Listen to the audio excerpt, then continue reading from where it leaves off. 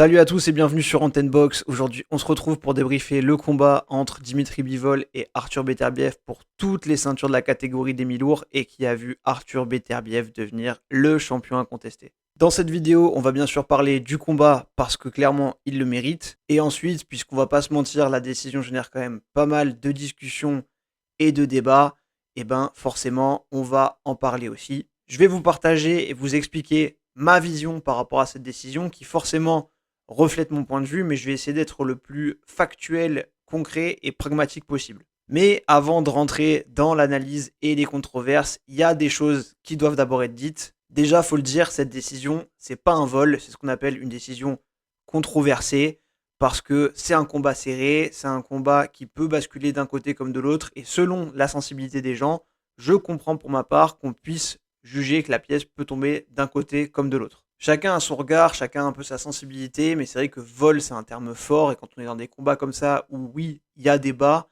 on peut se laisser un peu entraîner, mais pour moi, ce résultat, il est discutable, discuté, mais c'est pas un vol. Deuxièmement, il faut le dire aussi, bravo à Arthur Beterbiev, franchement, ce qu'il a fait, quoi qu'on en pense, quoi qu'on pense du résultat, peu importe pour qui on était, à l'âge qu'il a, 39 ans, bientôt 40, après une blessure au genou avec une opération, avoir fait la performance qu'il a fait, ça reste extraordinaire. Voilà, il faut savoir vraiment à quel boxeur on est confronté aujourd'hui. C'est vraiment un très très très grand combattant. Et même pour ceux qui n'étaient pas pour Beterbiev ou qui voient pas la victoire lui revenir suite à la décision, il y a quand même une forme de mérite tacite. Donc vraiment, bravo Beterbiev. Et enfin, il faut le dire, quel combat, merci vraiment, un combat à la hauteur des attentes, au niveau des espérances qu'on avait placées en lui, une vraie position de style, technique, tactique, vraiment, on s'est régalé, c'est ce que la boxe a de mieux à proposer, vraiment, on le disait avant, on attendait ça, et on a vraiment eu ça ce soir, donc vraiment, ça, il faut être content du combat qu'on a pu avoir. Donc, pour commencer, c'est de ça qu'on va parler. En première partie de combat, ou en tout cas sur les 3 premiers rounds, on voit Bivol qui essaie d'occuper le centre du ring, qui travaille bien avec son jab, soit pour timer celui de Beterbiev, soit pour essayer de l'empêcher de s'installer. Il place des combinaisons, il utilise beaucoup son explosivité et derrière ses déplacements pour pas se faire enfermer et pour rester actif. À partir du round 4, on voit la vapeur qui commence à s'inverser avec Beterbiev qui commence vraiment à mettre en place son pressing étouffant sur Bivol. Bivol, il a déjà presque l'air gazé, il a beaucoup moins de volume, il a du mal à se déplacer. On voit surtout qu'il est obligé de reculer, on sent l'impact des coups et de la pression de Beterbiev sur Bivol. Et on sent que Beterbiev essaie de sanctionner chacune des prises d'initiative de Bivol. Après, il faut quand même le dire, Bivol prend beaucoup de coups quand même dans les gants, même si on sent qu'il y a un impact dans les coups, mais il reste responsable et il gère bien défensivement. En revanche, les poussées de Beterbiev sont marquantes et surtout, il finit beaucoup mieux les rounds. Bivol, il a trop tendance à laisser les fins de round à Beterbiev et ça fait que quand on a des rounds qui sont un peu serrés, où Bivol les a bien commencé à surpasser quelques enchaînements, et les accélérations finales de Beterbiev font que, au niveau de l'impression que ça peut créer pour le public ou pour les juges, on pourrait avoir plus tendance à lui donner. C'est notamment le cas sur les rounds 6 et 7 qui sont assez serrés, mais qu'on pourrait beaucoup plus avoir tendance à donner à Beterbiev par rapport à cette activité-là. À la fin de ces rounds-là, typiquement, on se demande est-ce qu'on récompense la précision de Bivol ou est-ce qu'on récompense l'agressivité et la puissance de Beterbiev. Et le problème pour Bivol, comme je viens de le dire, c'est qu'on a tendance à voir les fins de round justement avec cette agressivité, cette puissance dégagée par Beterbiev, et ça fait qu'on a tendance à faire pencher la pièce plutôt de ce côté-là. À partir du 8e round, pour moi, Bivol reprend un peu la main sur le combat, il arrive à se remettre en place, à se remobiliser, mais on voit quand même qu'il n'a pas sa boxe habituelle. Il utilise bien son explosivité, mais il a du mal à faire reculer Beterbiev sur de longues séquences. Il a plutôt tendance à le toucher plusieurs fois, à profiter de l'avoir touché, de l'avoir fait reculer pour reculer lui-même, pour reprendre un peu ses esprits, et c'est là que Beterbiev du coup peut remettre la marche avant. Il n'arrive pas vraiment à le stopper et à le garder dans les cordes comme il a pu le faire avec des Zurdo ou avec des Canelo par exemple. En général, il va plus profiter du fait d'avoir fait reculer Beterbiev grâce à une série puissante pour lui-même se redéplacer, plutôt que de capitaliser dessus avec son in-and-out habituel. Ça, on le verra assez peu le faire finalement. On voit qu'il respecte et qu'il se méfie de la puissance de Beterbiev, surtout que 2-3 fois Beterbiev essaie quand même de l'avoir entre les coups. Sur les rounds 8 et 9, du coup, pour moi, Bivol est quand même de nouveau beaucoup plus actif. Pour moi, le round 10 est assez serré. Pareil, c'est assez dur de le scorer parce que chacun a un peu ses temps forts. Le 11, je le donne à Beterbiev. Et en revanche, le 12, je l'aurais plus donné à Bivol parce que je trouve qu'il arrive bien à gérer avec beaucoup de vis aussi, à créer des séquences où il marque ses touches et ensuite où il vient accrocher ou empêcher Beterbiev de développer sa boxe pour réussir à gagner un temps précieux pour finir le combat. Il empêche clairement Beterbiev de remettre la marche avant à chaque fois. De manière générale, j'ai trouvé que Bivol avait quand même bien réussi sur l'ensemble du combat à parfois casser le rythme grâce aux accrochages et ça m'a quand même surpris qu'il réussisse à mettre ça en place. Alors je le redis, pour moi, le combat vraiment, il était incroyable dans la plus pure opposition de style qu'on s'attendait à voir. Après, il faut le dire, clairement, Beterbiev a quand même réussi à plus imposer sa boxe à Bivol, qu'on n'a pas vu développer son style habituel, qui a dû beaucoup reculer et quand même beaucoup, parfois trop, utiliser aussi sa garde les mains hautes. En revanche, c'est pas parce qu'on a moins vu les séquences habituelles de Bivol que moi, personnellement, j'ai pas vu ce que je m'attendais à voir. Je savais que le côté force physique et imposition de la boxe et du pressing serait du côté de Beterbiev. Donc ce que je m'attendais à voir, c'était comment est-ce que Bivol allait réussir à contrecarrer ça. Et donc quelque part, comment il ferait pour être assez malin et en même temps pour scorer ses touches. Et pour moi, c'est quand même clairement ce qu'il a réussi à faire. On n'a certes pas vu le Bivol avec le niveau de maîtrise habituel, mais parce qu'en face, le niveau était clairement monstrueux. Mais pour moi, on a quand même vu un Bivol qui, par ses déplacements, par son explosivité, par sa défense, par son travail du jab aussi, a quand même su contrôler le combat sur une majorité de rounds. Il a plus touché et il s'est fait moins toucher. Et ça, c'est statistique et c'est vrai pour une majorité de rounds. On va rentrer dans le détail après, mais ça, c'est aussi un détail qui est important. Évidemment, il y a des moments où Bivol a passé de très sales quarts d'heure, mais ça, encore une fois, on s'y attendait. On savait que c'était Beterbiev en face, on savait qu'il avait de quoi lui faire mal, qu'il allait lui faire mal.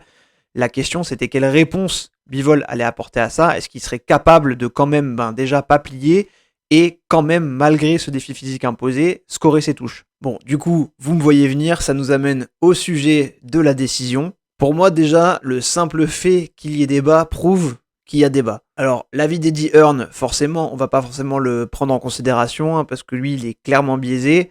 En revanche, c'est vrai que de l'intérieur, déjà, on a quand même eu beaucoup de discours dissonants. Typiquement, Frank Warren racontait qu'il félicitait Eddie Hearn avant même que la décision soit rendue, en étant sûr que Bivol avait gagné. Il y a quand même cet indicateur qui est intéressant, qui est le coin de Beterbiev qui lui dit qu'il doit aller chercher le KO dès le 10e round. On voit aussi son coin qui a l'air un peu défait avant l'annonce du résultat, qui ne croit pas vraiment. Et surtout, on a même Turki Alalchik, que je pensais, moi, pour le coup, quand j'ai vu à la fin du combat, qui était satisfait de la décision de Beterbiev, qui avait l'air de penser que Beterbiev avait gagné, qui dit en fait tout l'inverse, qui dit que pour lui, c'est Bivol qui aurait dû gagner, et que c'est pour ça qu'il a demandé un rematch. I don't think the result is fair, in my opinion. When you were watching the fight unfold, we saw Bivol dominate a lot of the early rounds. Yeah.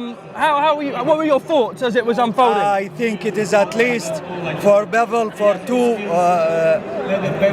the two fighters like my brother, okay? But I think Bivol win more than 2 rounds more.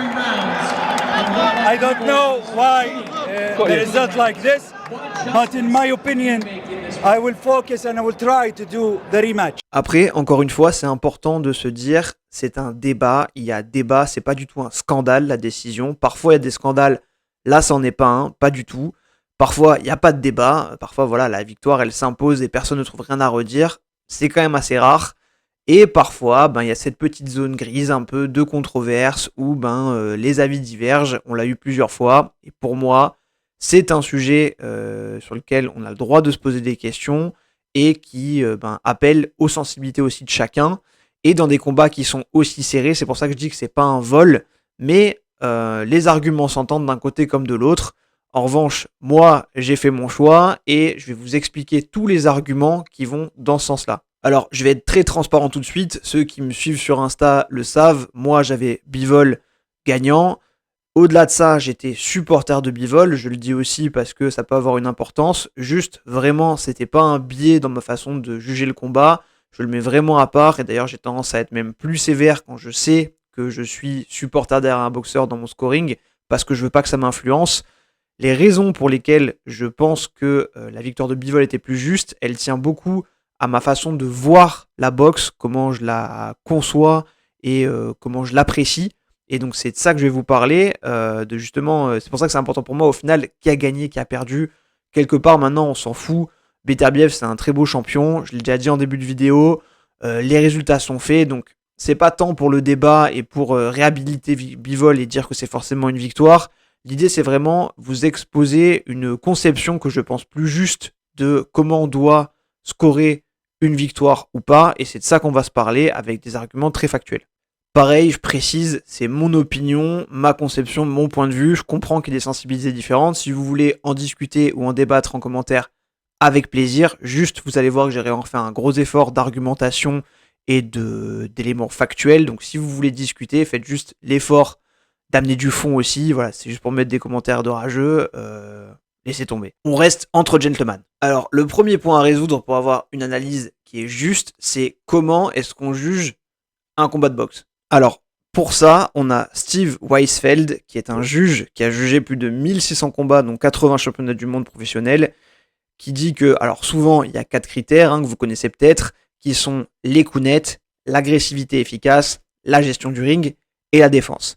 Mais ce qu'il nous dit, c'est que, selon son expérience et les discussions qu'il a pu avoir avec d'autres juges durant des séminaires, les coups nets sont les plus importants parce que les 3 autres critères le rejoignent finalement.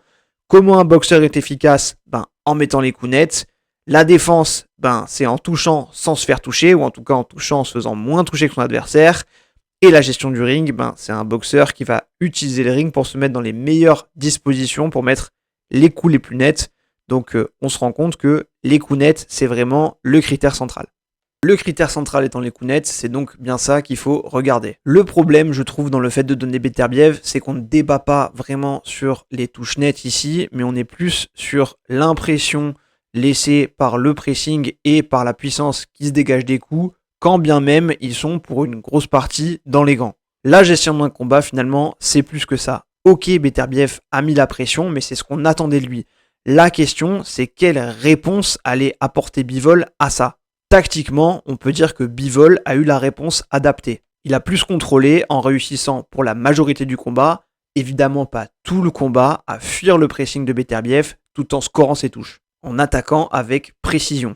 Alors bien sûr que par séquence, Beterbiev a fait très mal, mais là aussi, depuis le début, on savait que la puissance serait côté Beterbiev.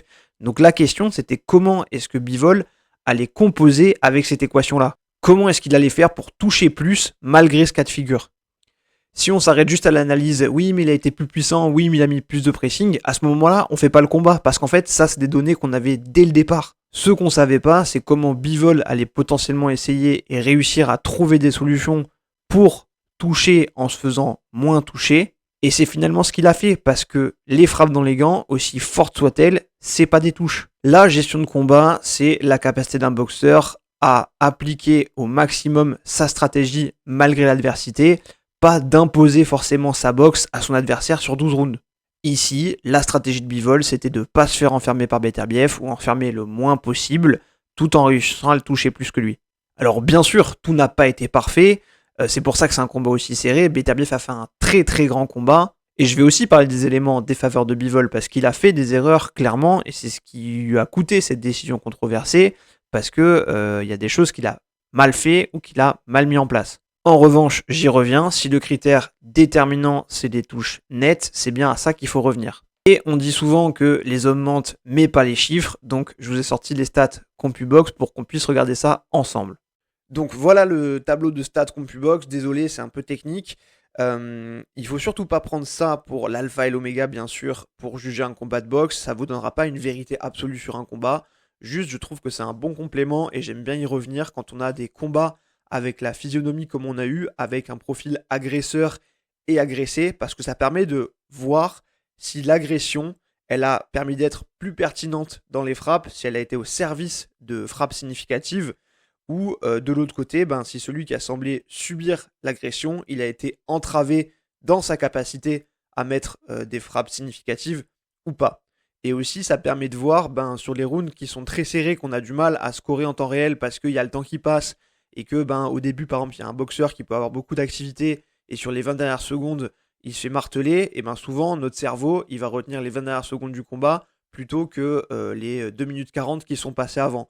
Donc c'est important aussi de voir concrètement sur ces rounds qui ont semblé difficiles à scorer, où il y a eu des temps forts plus marquants, qu'est-ce qu'au final la globalité du round nous raconte. Et on voit que c'est ces rounds serrés qui font pencher la balance d'un côté ou de l'autre selon votre sensibilité.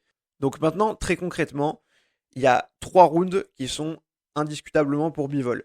C'est le round numéro 1, le round numéro 2 et le round numéro 5. Le round numéro 1, on peut voir que Bivol met 9 jabs contre 4 pour Beterbiev et surtout 5 power punch contre 0 pour Beterbiev. Le round 2, il met 10 jabs contre 5 pour Beterbiev et 2 power punch contre 1 pour Beterbiev. Et sur le 5e, il met 4 jabs contre 3 pour Beterbiev et 7 power punch contre 4 pour Beterbiev. Donc ça fait 3 rounds qui sont à l'avantage de Bivol de façon un peu plus objective. Donc en tout cas moins serré, mais ça reste serré pour certains. De l'autre côté, on a Beterbiev qui a aussi 3 rounds qui sont incontestablement pour lui.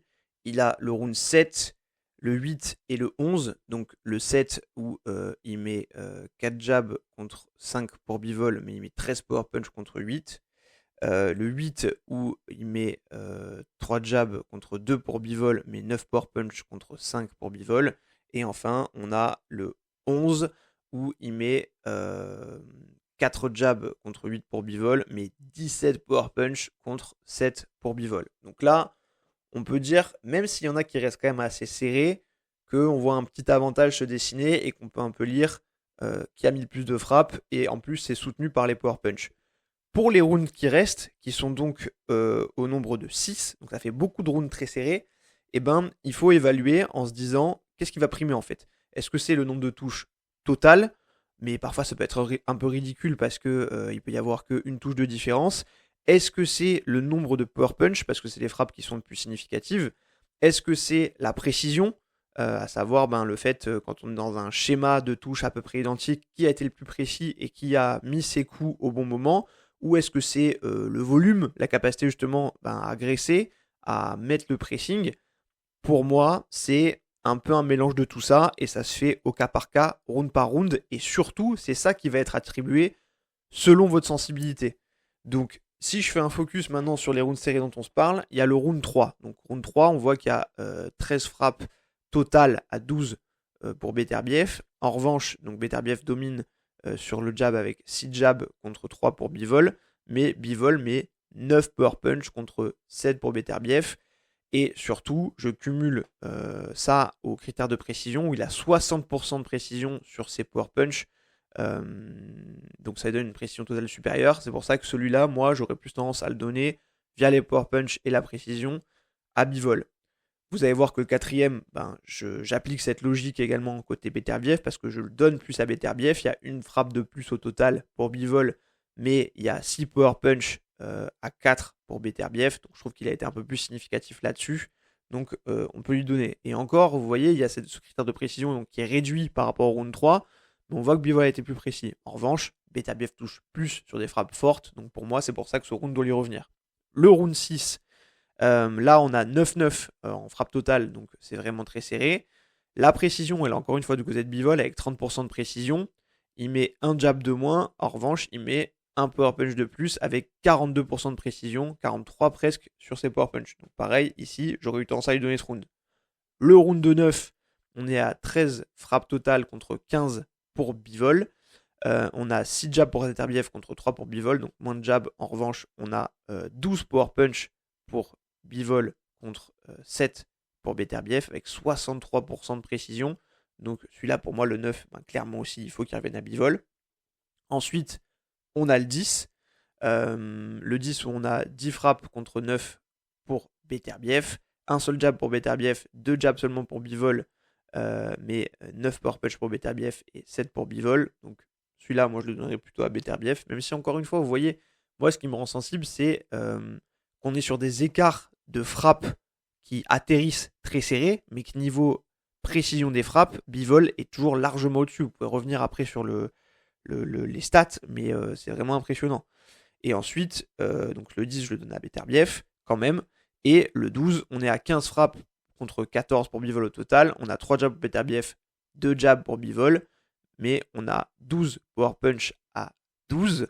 Et ici, on voit qu'on a 46% de précision pour Bivol et 31% pour Beterbiev. Donc celui-là aussi, personnellement, je le donnerai à Bivol, surtout que je trouve quand on conjugue ça au fait d'avoir regardé les images, qu'il a bien géré en accrochant au bon moment, en se déplaçant, etc. Donc voilà un peu pour vous exprimer ma sensibilité. Je vous donne aussi les arguments pour me contrer parce que vous avez tout dans les stats ici. Je vous explique moi comment je réfléchis. J'ai tendance à privilégier en effet la conjugaison power punch précision qui pour moi permet de faire basculer les rounds qui sont très serrés. Ici, il y en avait 6. Si je fais le récapitulatif, j'en donne 4 à Bivol dans les 6 et 2 à Beterbiev dans les rounds serrés. Ça me fait 7-5 pour Bivol, ce qui était ma scorecard. Et il y a beaucoup de rounds, on peut discuter, parce qu'en vrai, ben oui, vous pouvez avoir un avis contraire, et c'est ça qui est intéressant dans le fait d'analyser tout ça. En revanche, si je m'en tiens à l'analyse stricto sensu des critères de boxe, ben, le sujet des frappes effectives, il est sur le nombre de frappes marquantes qui ont touché, cumulées à la précision. Donc c'est vraiment pour ça que j'ai gardé ce critère de base, et que, au regard de ce critère, il semble quand même que Bivol ait fait et assez réussi justement à contourner ce plan d'agression de Beterbiev pour réussir à placer ses frappes et à réussir à placer plus de frappes significatives sur une majorité de rounds, ce qui aurait dû, pour moi, lui donner la victoire, mais dans un combat très serré, et c'est pour ça que je dis qu'il n'y a absolument pas de vol. Mais si je veux boucler avec ce que je disais au début, ce qu'on peut voir en tout cas avec ses stats, avec ses pourcentages de précision, c'est que l'agression de Beterbiev n'a pas entravé la capacité de Bivol à placer ses frappes significatives. Et c'est pour ça que pour moi, Bivol a quand même réussi son combat, réussi à placer ses touches, et que l'agression de Beterbiev n'a pas été suffisamment au service de cette entrave pour lui permettre de remporter ce combat de manière claire de son côté. Et alors pour le fun et pour être sûr d'avoir les réponses les plus objectives possibles par rapport au traitement des données, je suis même allé demander à ChatGPT ce qu'il en pensait, parce que c'est le seul justement qui va pouvoir filtrer toutes ces infos sans le moindre biais. Alors j'ai demandé à la version 4.0, donc la version la plus énervée de ChatGPT, donc qui a accès à Internet, qui a accès à toutes les datas qu'on lui donne, ce que je lui ai filé pour lui demander de donner sans a priori et juste à la vue des informations claires qui aurait dû être le gagnant de ce combat. Alors voilà l'interface de ChatGPT, donc je lui ai donné les datas CompuBox et je l'ai mis dans la peau d'un juge de plus de 30 ans d'expérience et je lui ai demandé par rapport aux informations en sa possession et la façon de juger un combat, qui aurait dû légitimement gagner entre Bivol et Beterbiev, et je lui ai demandé d'argumenter. Alors ce qu'il me répond, c'est que pour déterminer le vainqueur d'un combat, il y a plusieurs critères qui doivent être pris en compte, des critères que vous connaissez.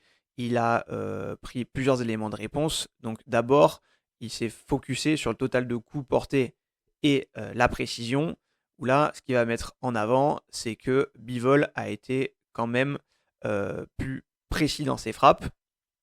Ensuite, il y a le jab. Donc là, ce qu'il va mettre en avant, c'est la précision des jabs de Bivol, encore une fois, 22,7% contre 5,6% pour Beterbiev. Ensuite, les power punch. Donc ici, même si Beterbiev a porté plus de coups puissants, ce qu'il va mettre en avant, c'est que Bivol a été aussi significativement plus précis.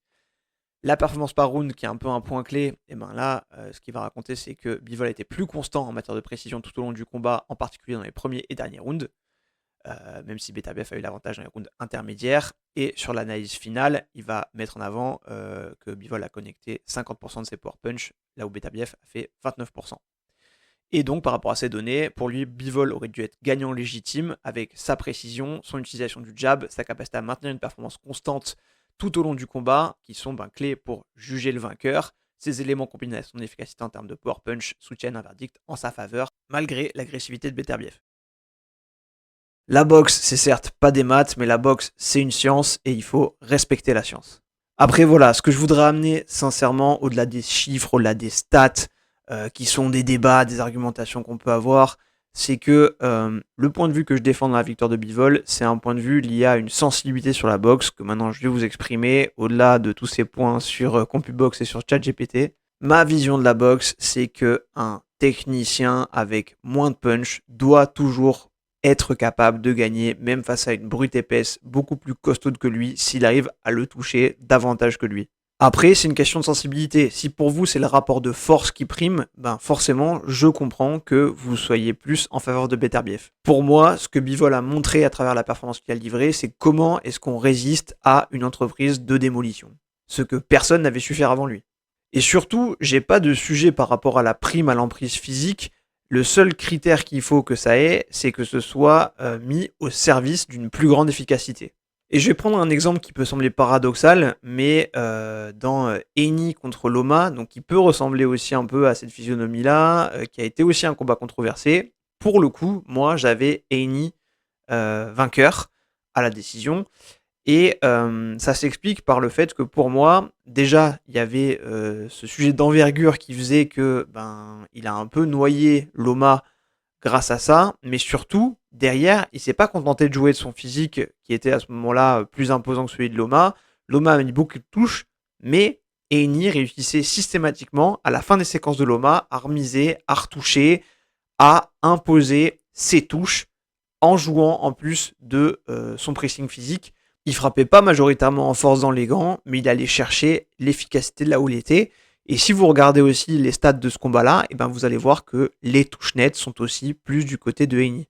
Beterbiev dans le combat contre Bivol a mis un pressing physique beaucoup plus intense, mais elle était moins au service de la précision des touches, là où Bivol s'en est sorti, je trouve, mieux et de façon plus claire. Après, oui, les impacts des coups de Beterbiev faisaient beaucoup plus de bruit, ces séquences ont été très marquantes, et ça compte aussi, et c'est ce qui a compté pour les juges, mais sur l'ensemble du combat, des 12 rounds, round par round, je trouve que Bivol a réussi à plus toucher de façon visible et singulière Beterbiev, comme a pu le faire Eni avec Loma, là où Beterbiev a quand même plus profité, je trouve, dans cette décision, de son pressing et son dimensionnement physique, alors qu'il a beaucoup frappé les gants et moins touché nettement Bivol que lui ne l'a fait.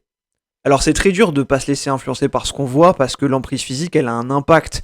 Forcément, c'est beaucoup plus marquant, mais c'est pour ça qu'il faut essayer d'aller au-delà à chaque fois et de se dire, est-ce que cette emprise physique, elle a eu un impact, elle a eu un rôle en permettant aux boxeurs de scorer des touches plus nettes. Parce que c'est de ça qu'on se parle depuis tout à l'heure, et c'est ça le critère de notation d'un combat. Après, je le disais, Bivol a fait des erreurs aussi, donc au-delà des très bons moves de Beterbiev, de ses très bonnes séquences dans ses rounds à lui, donc Beterbiev a eu des rounds qu'il a très clairement pris aussi, même si je trouve que Bivol a pris une majorité de mon point de vue. Ce qui a pu laisser place au doute et qui a fait que certains rounds pivots ont basculé en faveur de Beterbiev, c'est que forcément il a fait des erreurs. Alors beaucoup de gens vont dire oui, il n'a pas fait une masterclass comme ce qu'il a pu faire contre Canelo. Alors c'est sûr, on n'a pas vu non plus ce qu'a fait Mayweather à Canelo. Bivol l'a pas fait Beterbiev, mais c'est pas ça que j'attendais du combat et je savais que c'est pas ça qui allait se passer. En fait, il s'est retrouvé face à un boxeur où il a su très vite dans le combat qu'il pourrait pas rivaliser sur le défi physique, et il a donc dû trouver des solutions pour continuer à marquer ses touches, pour continuer à rester dans le combat en étant malin, en étant tactique, en étant intelligent, et c'est ce qui m'a plu dans le combat de Bivol, et c'est ce que j'ai trouvé qui aurait dû lui donner légitimement la victoire. Ensuite, il y a des erreurs qu'a fait Bivol qui ont pu lui coûter des rounds clés, qui sont des choses qui ont pu marquer les juges et le public, et ces arguments, je les entends complètement. Déjà, première erreur de Bivol, elle est sur le body language. Quand il a pris les coups de Beterbiev, on voyait vraiment qu'il était marqué. Il y avait une différence par exemple avec Canelo. On voyait que quand il encaissait les coups, il se remettait en position derrière, il avait l'air de rester dans le combat. Là, on sentait physiquement l'impact des coups. C'est un problème parce que ce qui va rester dans la tête, c'est que tu t'es fait très fortement impacter par les frappes de ton adversaire. Là où Beterbiev, quand il prenait des séquences de Bivol, et parfois il a pris des séquences très puissantes, il secouait la tête et il revenait en avant en fait. Ce que faisait moins Bivol où tout de suite il se mettait en marche arrière ou en mode coquille. Et ça, même si derrière t'absorbes les coups, ça laisse une impression très négative de domination au juge. Et finalement, même si par exemple pendant 2 minutes t'as dominé mais que tu passes 30 secondes à prendre le bouillon, c'est l'impression qui va rester au juge et c'est ce qui fait que le round pourra basculer en ta défaveur. L'autre point qui est lié à ça, c'est qu'en effet, Bivol a beaucoup trop laissé les fins de round à Beterbiev. Il a eu tendance à être bien actif dans les débuts de round, à faiblir un peu, et puis souvent à laisser l'avantage sur les rounds qui ont été un peu déterminants dans ce qui a pu faire basculer la décision, à Beterbiev, où on le voyait un peu moins actif dans le contrôle, dans la fuite parfois, alors que Beterbiev mettait la marche avant, et à la fin, même si tu as eu 2-3 séquences de Bivol qui ont été plus marquantes au début, tu retiens celles de Beterbiev parce qu'elles arrivent à la fin. Donc la gestion des rounds de Bivol a parfois été moins bonne. Enfin, c'est vrai, et il faut le dire, par moment, Bivol a eu tendance à être très inactif, ça pêche avec son volume habituel, et ça aussi, ça peut marquer négativement les esprits. Voilà, donc vous aurez compris que j'ai un avis assez tranché sur le sujet. Forcément, c'est mon opinion, c'est ma sensibilité, comme je l'ai dit. Je comprends que certains critères, dont les derniers que je viens d'énoncer, aient pu vous influencer aussi sur votre ressenti par rapport à qui méritait la décision. Je recentre encore une fois, pour moi, ce qui compte le plus, c'est les touches nettes, c'est la stratégie que Bivol a su mettre en place pour s'adapter au game plan qu'on savait qu'Arthur Beterbiev allait amener, qu'il allait amener sa puissance, son pressing. Comment Bivol allait naviguer pour toucher plus Beterbiev malgré ça? Je trouve qu'il a apporté une réponse. Une réponse pas parfaite, il n'a pas fait une masterclass, c'est clair, mais pour moi, il en avait fait assez pour gagner. Un dernier mot aussi sur Bivol, mais ce qu'on peut pas lui enlever pour le coup, c'est sa classe dans la défaite. Franchement, son discours à la fin, il est nickel. Je trouve c'est hyper beau, il se trouve pas d'excuses. Il accepte la décision. Franchement, grand comportement de champion. Bravo à lui. To be honest, I don't like excuses, explanations. You know, my philosophy is to be perfect, to not answer on questions why you did this, why you did that, and have some excuses. I feel shame if I trying to explain you why why I didn't win this fight. Just I didn't win, and that's it. Je pense que j'ai un peu tout dit sur ce que je pensais de la décision, du combat en général. Au final, vous l'aurez compris, franchement, concrètement, la décision, maintenant, je m'en fous, c'est fait, c'est du passé, je l'ai dit en début de vidéo.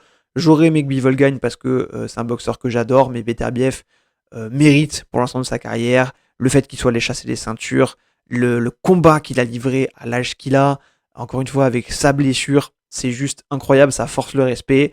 Donc bravo à lui, vraiment, franchement, voilà, je voulais plus débattre de l'idéologie autour de la victoire et de ce que ça implique, et de la vision de la boxe, mais pour ce qui est de la performance, voilà, il n'y a rien à dire, je suis juste content qu'on ait eu un super combat, c'est ce qu'il faut retenir, et juste dire un grand merci d'avoir eu cette confrontation entre ces deux monstres qu'on reverra peut-être, et ça peut être hyper intéressant. Merci beaucoup d'avoir regardé cette vidéo, j'espère qu'elle vous a plu. Voilà, même si vous n'êtes pas d'accord avec moi, j'espère que vous aurez quand même entendu les arguments pour le débat.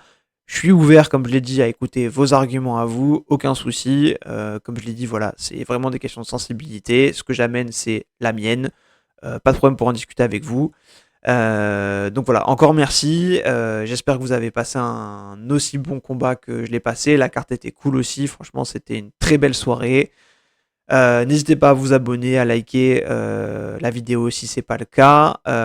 Et je vous dis à très bientôt sur Antenne Box. Salut!